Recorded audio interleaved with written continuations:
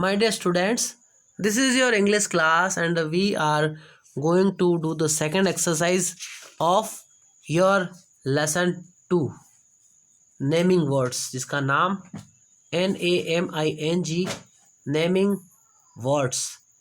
मतलब हमें common noun और प्रॉपर नाउन के बारे में पढ़ना था। हमने common noun, exact names, common names के बारे में हमने अभी तक पढ़ लिया। फर्स्ट क्वेश्चन में हमने एग्जैक्ट नेम और कॉमन नेम्स जो थे उनको बॉक्स में से चूज़ करके करेक्ट कॉलम में भी लिखे थे हमने। We are going to do the second question कि ये जो क्वेश्चन है इसमें क्या कह रहा है कि इन सेंटेंसेस में हमें अगर कोई कॉमन ब्रैकेट में कोई कॉमन नाउन है तो ब्रैकेट में सी लिखना है, और अगर एग्जैक्ट नेम है तो ब्रैकेट में हमें ई लिखना है। ठीक है ना। चलिए हम बात करते हैं कॉमन नाउन के लिए सी और एग्जैक्ट नेम के लिए ई। One has been done for you, पहला आप कर रखा है।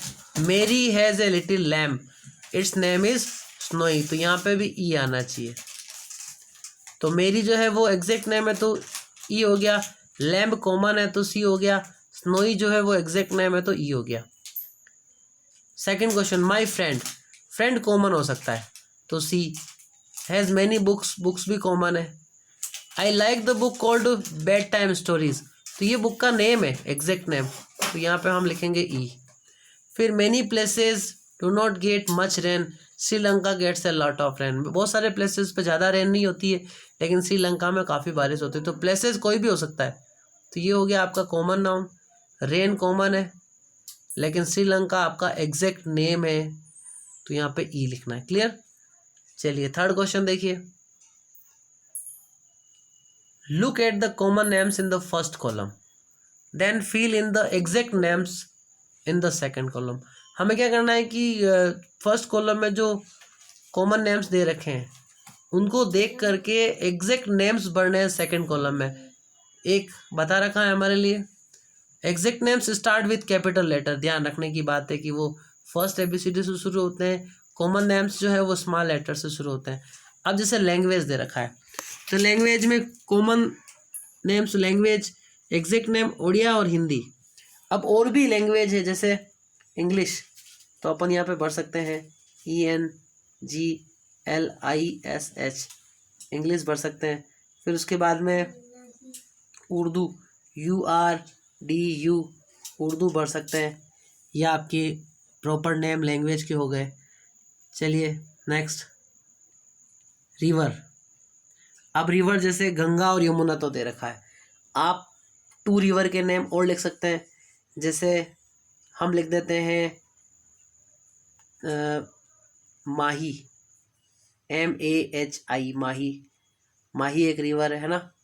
फिर उसके बाद में आप लिख सकते हैं चंबल, CHAMBAL, चंबल रिवर। और भी बहुत सारे रिवर्स हैं जिनके नेम है कावेरी, ताप्ती, है ना। चलिए सिटी, सिटी में जैसे मुंबई हो गया तो मुंबई के बाद में आप और भी कोई अनदर नेम लिख दीजिए, जैसे UDAIPUR, उदयपुर लिख दिया हमने, है ना। फिर जैसे कोटा लिख दिया, KOTA, कोटा लिख दिया। और भी कोई नेम थर्ड आप लिख सकते हैं। कंट्री में जैसे इंडिया दे रखा है तो इंडिया के बाद में फिर आप अमेरिका लिख सकते हैं, AMERICA। फिर चाइना लिख सकते हैं, CHINA, चाइना।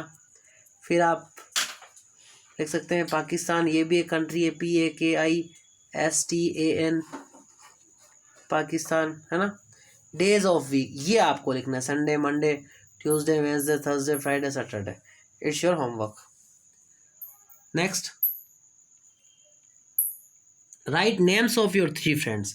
आपके कोई भी 3 फ्रेंड्स हैं उनके नेम आपको इंग्लिश में लिखने हैं, एंड इट्स योर होमवर्क, ये भी करना है। चलिए नेक्स्ट एक्टिविटी करते हैं हम। Read this passage, underline the words that name people, place and things. हमें इस पैसेज को जो आगे दे रखा है उसमें जो एग्जैक्ट नेम है प्लेस के, पीपल के, थिंग्स के, उनको हमें अंडरलाइन करना है। चलिए हम इस पैसेज को पढ़ते हैं। Ashu gets into the train at Shivpur. अब जैसे आशु जो है उसके ऊपर अंडरलाइन कर रखी, तो आशु जो है वो एक एग्जैक्ट नेम हो गया।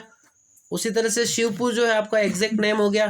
फिर उसके बाद में he places his bag on a seat नहीं है, he sits by the window his friend Manu, Manu जो है वो आपका एग्जैक्ट नेम हो गया, ठीक है ना। Stands on the platform, Ashu and Manu आपका एग्जैक्ट नेम हो गया।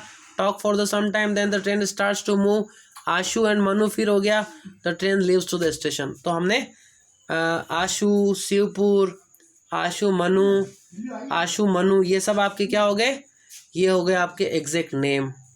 चलिए strike out those that are naming words. Second question में क्या करना है, जो नेमिंग वर्ड्स है उनको हमें पता लगाना है।